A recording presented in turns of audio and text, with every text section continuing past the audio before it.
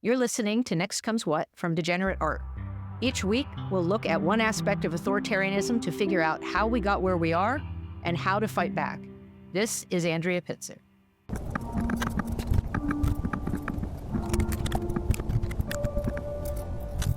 In honor of all the holidays between now and New Year's, today's episode isn't directly about the history of authoritarianism or current politics. This is the largest mass clemency grant of death-sentenced people by any U.S. president since Lincoln, and the first in the modern death penalty era. Although they're tangentially related, as people spend more time with their birth or chosen families. Starbucks workers in 3 more major cities have joined a growing strike. This as the Teamsters Union says its strike against Amazon is also expanding.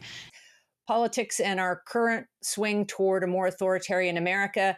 The new one is President Trump has ceded the presidency to Elon Musk. Can definitely affect conversations, though. The report lists payments totaling more than $90,000 to 12 different women between 2017 to 2020 and alleges the money was likely connected to sexual activity and drugs, including cocaine and ecstasy. I didn't become a writer for a living until I was almost 40 years old. For more, we're joined by Andrea Pitzer, journalist and author. Which means I had some other jobs before I got to write full time. And one of them was teaching martial arts and self-defense for 7 years. And on the traditional martial arts side, I trained in and taught Taekwondo and Krav Maga. On the self-defense side, I taught and designed programming for kids and adults, women and men, gay, lesbian, and trans populations, survivors of assault in the DC area, and refugees from around the world who had come to the nation's capital. And today, I want to talk about 2 things I learned from that period that I think might be useful to some of you at family gatherings and in the coming weeks and months and maybe years. They may be particularly helpful if you're someone who sees the trajectory of the country right now as dangerous, but you find yourself surrounded by people who seem thrilled by what's happening. Isn't it nice to have smart people that we can rely on? Let me say first that I'm not a therapist, and you are the best judge of your own situation. If you're dealing with unresolved histories of violence or psychological abuse, or if you're at risk around family members, coworkers, or any other group, I encourage you to prioritize your well-being. And I'm safe, you know why? The suggestions that I'll make today are not going to solve your biggest picture challenges in terms of family relations. But if you want to be around your family and you want to be able to communicate over hard things, yet you find that one or more difficult relatives tend to hijack the conversation or ratchet it into a shouting match, or that things tend to escalate into the same unproductive, just shouting. He wasn't born in this country. I may have some useful thoughts for you.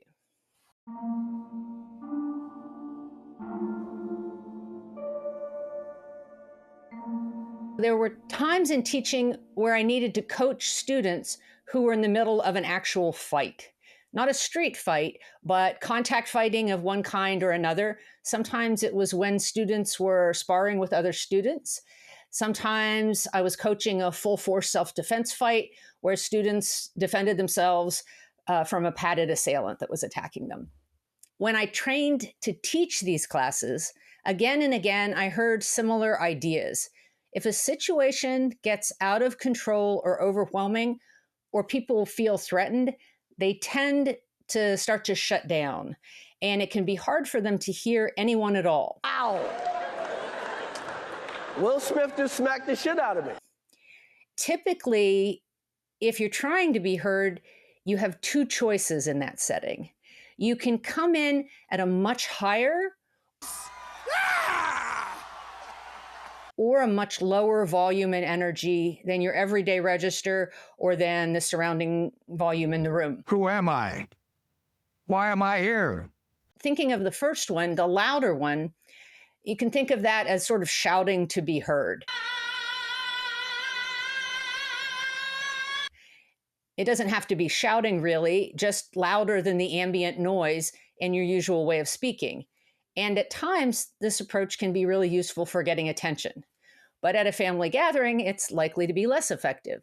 Well, what would you think about shutting up? No, I ain't gonna shut up. I got a right to talk, just like everybody else. Even if the conversation starts to feel like it's getting toward fighting words, unlike my instructor scenario, you're not their teacher, which means they're going to be much less tolerant of being yelled at by you when you want to get their attention.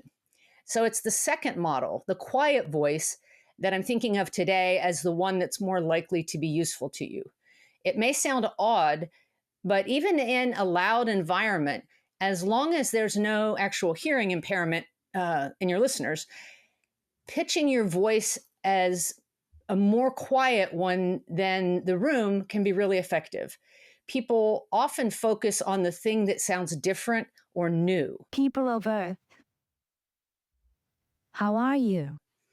At first, at a dining room table, it might only be those seated close to you who will notice, but if they start paying attention, then others will too. And in terms of dealing with friends or family that have different views, the quiet voice invites substantive discussion. For the many people dealing with family who have succumbed to the Trump fantasy world, in which substantive discussion is no longer possible. Yes, exactly. It's the idea. Listen, just listen to the liberals talk. If you're not convinced what Will said is true about liberalism in essence being anti-human, listen to the way they talk about people, deplorables, the big smellies. The quiet voice preserves your ability to be heard by family members who may still live in reality, but who have mostly checked out of the political realm and may not realize how bad things could get.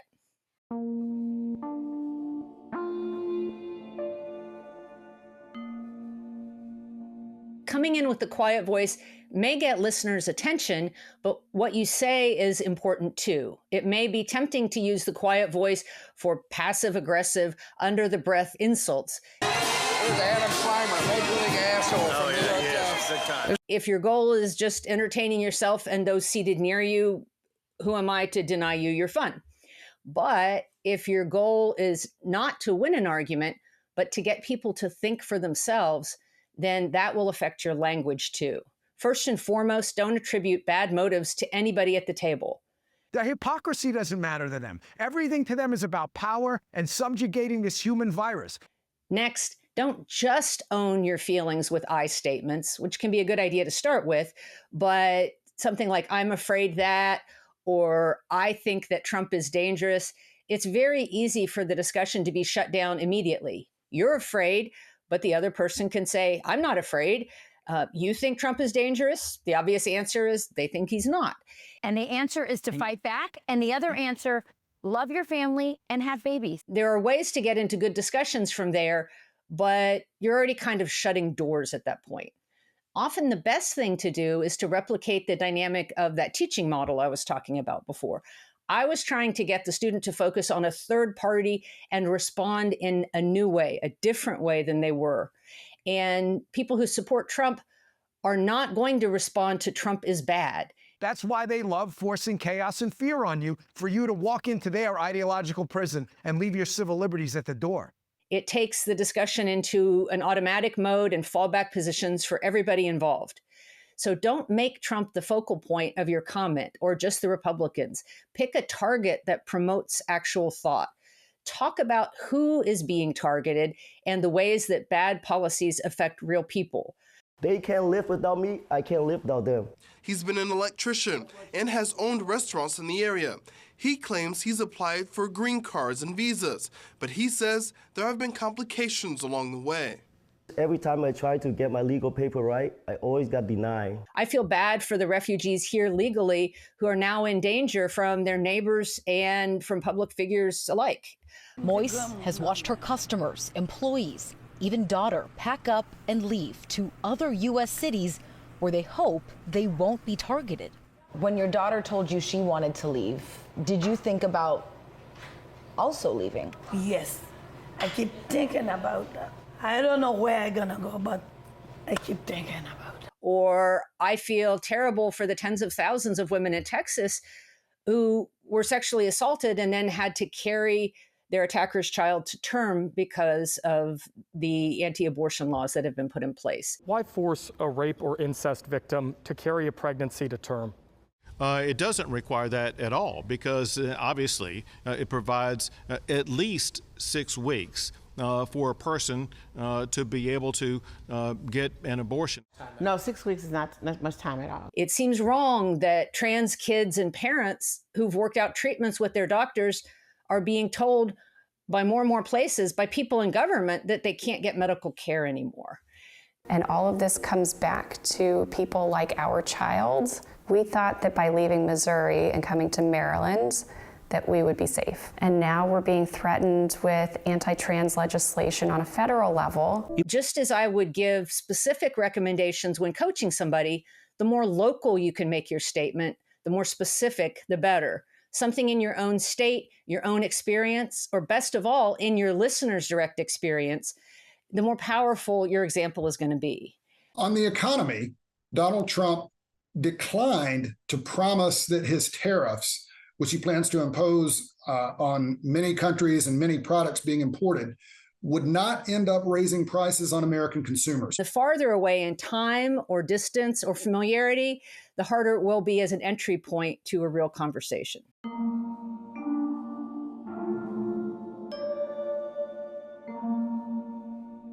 The other piece of advice, along with the quiet voice, is related to the general anxiety you may be feeling with the second Trump administration looming. A couple decades ago, I was out in LA at a week-long instructor training, and it was almost all men. So I wound up partnering all week with one of 2 guys, each of whom had about 80 pounds and 3 or 4 inches of reach on me. One of them was a boxer who was turning professional. And the first time we sparred, I, of course, had to spend a lot of time staying out of his sweet spot, the range in which he could hit me, but I couldn't hit him. And so I did absolutely need to be in motion. And I had a ton of energy.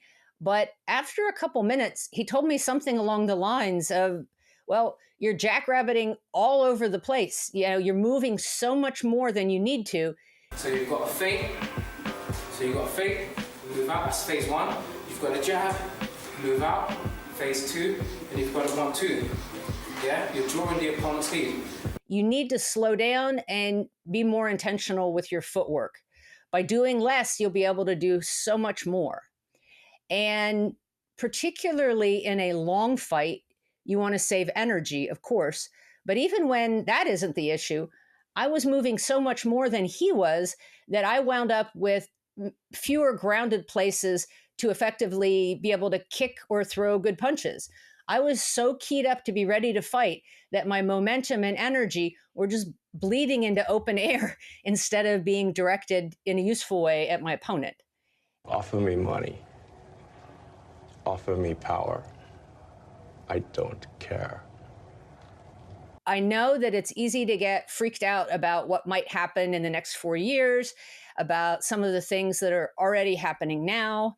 And I know that it's easy to feel like outrage and other big emotions are themselves somehow a strategy. They're so good at burning up energy, but they're not. And if you move less and you move in a more focused direction, you are going to be more effective every time. So between now and the new year, if any of this sounds like it might apply to you, try using the quiet voice. We've got to sit down together at the table of brotherhood. Think about conserving your energy for the useful and productive ways of being in the world or fighting back. We're in this for the long haul, and it's good to think about how to communicate even in trying times. We must either learn to live together as brothers, or we're all going to perish together as fools. As more attacks are launched against the best institutions and policies that America has managed to establish, it's critical that we find ways to continue to talk to others about the things that actually matter to all of us. Thanks for listening to Next Comes What. Please share this with anyone who's looking for ways to help each other survive this mess. To support this podcast, please subscribe at AndreaPitzer.com and consider giving Next Comes What a 5-star review where you get your podcasts. All right,